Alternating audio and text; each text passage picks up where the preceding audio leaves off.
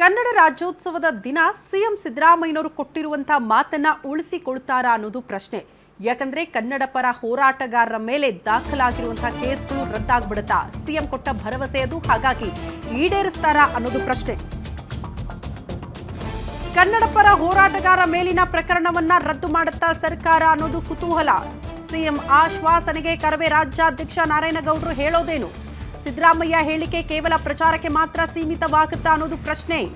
CM ಸಿದ್ದರಾಮಯ್ಯನವರಿಗೆ ಕನ್ನಡಿಗರ ಮೇಲೆ ಪ್ರೀತಿ ಇಲ್ವಾ? ಇದನ್ನ ಪ್ರಶ್ನೆ ಮಾಡ್ತಿದ್ದಾರೆ. ಕನ್ನಡಕ್ಕಾಗಿ ನೂರಾರು ಹೋರಾಟ ಮಾಡಿರುವ ಹೋರಾಟಗಾರರ ಮೇಲೆ ಕೇಸ್ ಇದೆ, ಅದನ್ನ ರದ್ದು ಮಾಡಿ ಅಂತ ಕೇಳ್ತಿದ್ದಾರೆ. ಸರ್ಕಾರ ಮನಸ್ಸು ಮಾಡಿದ್ರೆ ಕ್ಷಣ ಮಾತ್ರದಲ್ಲೇ ಕೇಸ್ ವಾಪಸ್ ಪಡೆದುಕೊಳ್ಳಬಹುದು. ಆದ್ರೆ ನಾಮಕಾವಸ್ಥೆ ಎನ್ನುವಂತೆ ಬರೀ ಘೋಷಣೆ ಮಾಡ್ತಾ ಇದೆ ಸರ್ಕಾರ ಅಷ್ಟೇ. ಸರ್ಕಾರದ ನಡೆ ವಿರುದ್ಧ ಕರವೇ ರಾಜ್ಯಾಧ್ಯಕ್ಷ ಅಸಮಾಧಾನ ಹೊರಹಾಕಿದ್ದಾರೆ. ನವೆಂಬರ್ ಅಂತ್ಯದ ಒಳಗಡೆ ಪ್ರಕರಣ ವಾಪಸ್ ಪಡಿಬೇಕು ಅನ್ನುವಂತ ಗಡುವನ್ನ ಕೂಡ ಕೊಟ್ಟಿದ್ದಾರೆ. ಡೆಡ್ಲೈನ್ ಮೀರಿದ್ರೆ ಲಕ್ಷಾಂತರ ಕಾರ್ಯಕರ್ತರಿಂದ ಉಗ್ರ ಹೋರಾಟ ಕೂಡ ಆಗುತ್ತೆ. ಸರ್ಕಾರಕ್ಕೆ ಎಚ್ಚರಿಕೆಯನ್ನ ಕೊಟ್ಟಿದ್ದಾರೆ ಕರವೇ ರಾಜ್ಯಾಧ್ಯಕ್ಷ ಟಿ.ಎ. ನಾರಾಯಣಗೌಡ. ಕನ್ನಡ ರಾಜ್ಯೋತ್ಸವದ ಕಾರ್ಯಕ್ರಮದಲ್ಲಿ ಮುಖ್ಯಮಂತ್ರಿ ಸಿದ್ದರಾಮಯ್ಯ ಕನ್ನಡ ಪರ ಹೋರಾಟಗಾರರ ಮೇಲಿರುವಂತಹ ಎಲ್ಲಾ ಪ್ರಕರಣಗಳನ್ನ ರದ್ದು ಮಾಡ್ತೀವಿ ಅನ್ನುವಂತಹ ಒಂದು ಮಾತನ್ನ ಹೇಳಿದ್ದಾರೆ. ನಮ್ಮ ಜೊತೆಗೆ ಕರವೇ ರಾಜ್ಯಾಧ್ಯಕ್ಷ ಆಗಿರುವಂತಹ ಟಿ.ಎ. ನಾರಾಯಣಗೌಡ ಇದ್ದಾರೆ. ಸಿಎಂ ಸಿದ್ದರಾಮಯ್ಯನವರ ಹೇಳಿಕೆ ಕುರಿತಂತೆ ಅವರು ಯಾವ ರೀತಿಯಾದಂತಹ ಒಂದು ಅಭಿಪ್ರಾಯವನ್ನ ವ್ಯಕ್ತಪಡಿಸ್ತಾರೆ ಅನ್ನೋದನ್ನ ಅವರಿಂದನೇ ಕೇಳೋಣ. ಇವತ್ತು ಅಷ್ಟೋ ಇಷ್ಟು ಕನ್ನಡಿಗ ಕರ್ನಾಟಕದಲ್ಲಿ ಒಂದು ಕನ್ನಡದ ಸಂಸ್ಕೃತಿ, ಕನ್ನಡದ ಭಾಷೆ, ಕನ್ನಡದ ಒಂದಷ್ಟು ಯಾವುದಾದ್ರು ಈ ಕರ್ನಾಟಕ ಬಂದಂಥ ಉದ್ಯಮಗಳಲ್ಲಿ ಕನ್ನಡಿಗರಿಗೆ ಒಂದಷ್ಟು ಉದ್ಯೋಗ ಸಿಕ್ಕಿದ್ರೆ ಅದು ಕನ್ನಡ ಚಳವಳಿಗಾರರು ಮಾಡಿದ ಹೋರಾಟಗಳಿಂದ. ಯಾವುದೇ ಸರ್ಕಾರಗಳು ತೀರ್ಮಾನ ಮಾಡುವಾಗ, ಏನಾದರೂ ಒಂದು ತೀರ್ಮಾನ ಮಾಡುವಾಗ ಸಂವಿಧಾನ ಅನ್ನೋದನ್ನ ಅಡ್ಡ ಇಟ್ಕೊಂಡು ಮಾತಾಡ್ತಾರೆ.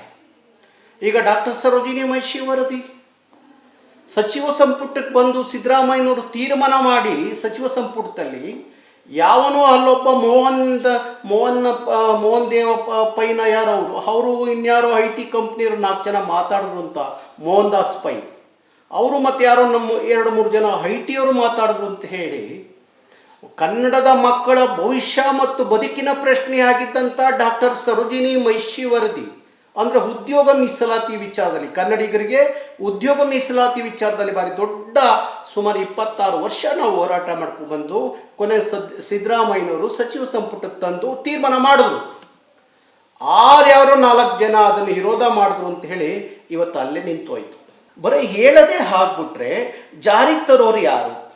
ಜಾರಿಗೆ ತರಬೇಕಾದವರು ಬರೀ ಹೇಳಿಕೆ ಕೊಡೋದಾದರೆ ಜಾರಿಗೆ ಎಲ್ಲಿಂದ ಬರ್ಲಿಕ್ಕೆ ಸಾಧ್ಯ ಆಗುತ್ತೆ? ಇವತ್ತು ಯಾವುದೋ ಕನ್ನಡ ಪರ ಹೋರಾಟಗಳು ಸಂಘಟನೆಗಳು ಹುಟ್ಕೋತವೆ, ಅವ್ರ ಮೇಲೆ ಒಂದು ಕೇಸ್ ಹಾಕಿದಷ್ಟೇ ಅವ್ರು ಅಲ್ಲೇ ಕತೆ ಮುಗಿಯುತ್ತೆ ಅವ್ರದ್ದು. ಆದರೆ ಇಂಥ 100 ಕೇಸ್ ಹಾಕಿರು, 10 ಬಾರಿ ನನ್ನ ಜೈಲಿಗೆ ಕಳಿಸಿರು, ನನ್ನ ಧ್ವನಿ ಇವತ್ತಿಗೂ ಅಷ್ಟೇ ಗಟ್ಟಿಯಾಗಿದೆ. ನನಗಿರುವಂಥ ಕನ್ನಡದ ಬದ್ಧತೆ, ಕಾಳಜಿ, ಕಳಕಳಿ. ಹಾಗಾಗಿ ನಾರಾಯಣಗೌಡರು ಧ್ವನಿಯನ್ನು ಅಡಗಿಸ್ಲಿಕ್ಕೋಸ್ಕರ ನನ್ನ 2 ದಿವಸ ಜೈಲಲ್ಲಿಟ್ಟು ನೀರು ಊಟ ಕೊಡ್ದಂಗೆ ನಾನು ನೋಡ್ಕೊಂಡ್ರಲ್ಲ ನೀವು. ಆದರೂ ಇವತ್ತು ನಾನು ಮಾತಾಡ್ತಾ ಇದ್ದೀನಿ ಕನ್ನಡದ ಪರವಾಗಿ.